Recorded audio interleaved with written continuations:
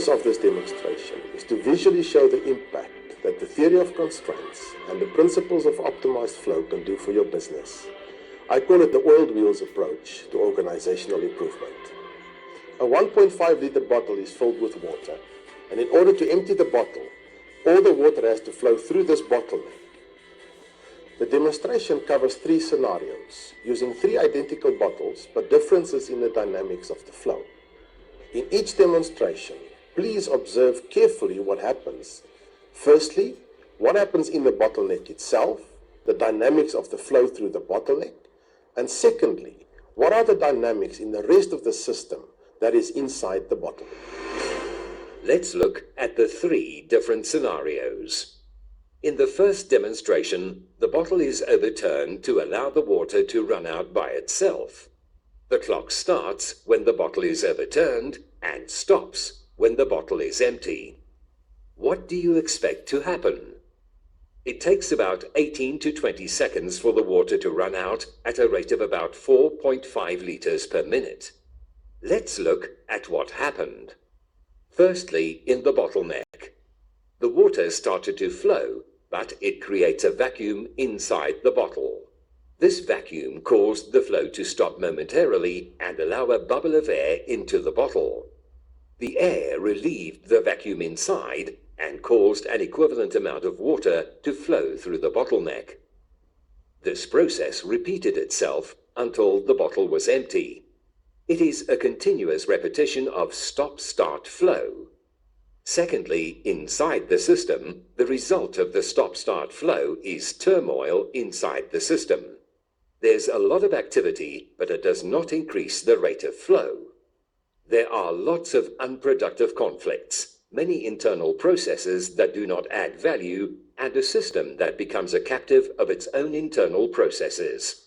It is a demonstration of the world of local optima. In the second demonstration, the bottle is overturned and then given a few good turns to generate a swirling motion. This generates a vortex that allows air to flow into the bottle while the water runs out through a swirling spout. What do you expect to happen? Will there be an improvement? Observe closely what happens in the bottleneck as well as what happens inside the bottle. It takes about 11 to 13 seconds for the water to run out at a rate of about 7.5 liters per minute. This is nearly double the flow rate of the first demonstration. What happened this time? Firstly, in the bottleneck, it took a second or two to get the water to generate the vortex. The vortex allowed the air in while the water ran out in a circling spout.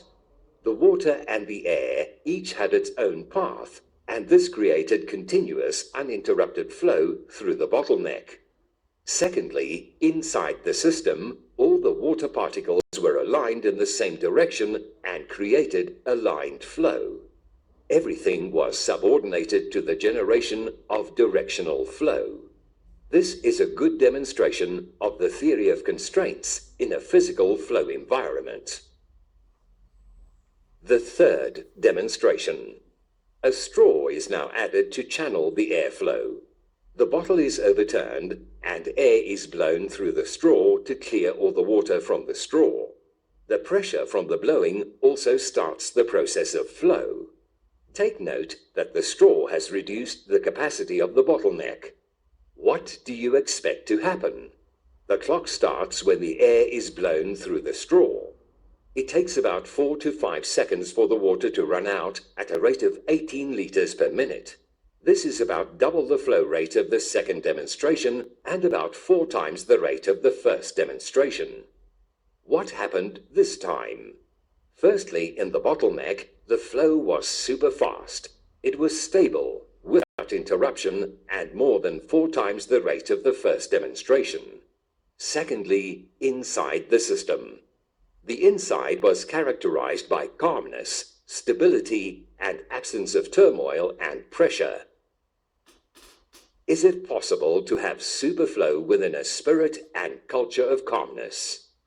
Yes, it is done by doing the right things right. The demonstration with the 3 bottles illustrates the following lessons. Firstly, in the 3 demonstrations, the bottleneck remained the same. It illustrates that the theory of constraints is not a process of debottlenecking the operation. It is a process of increasing the flow through the bottleneck. Secondly, if you follow the right approach, you can eventually get both superflow and a spirit of calmness simultaneously. In order to do this, you need to address the physical flow and the people aspects of the business simultaneously. Applying the principles of the theory of constraints and optimized flow can significantly improve your business.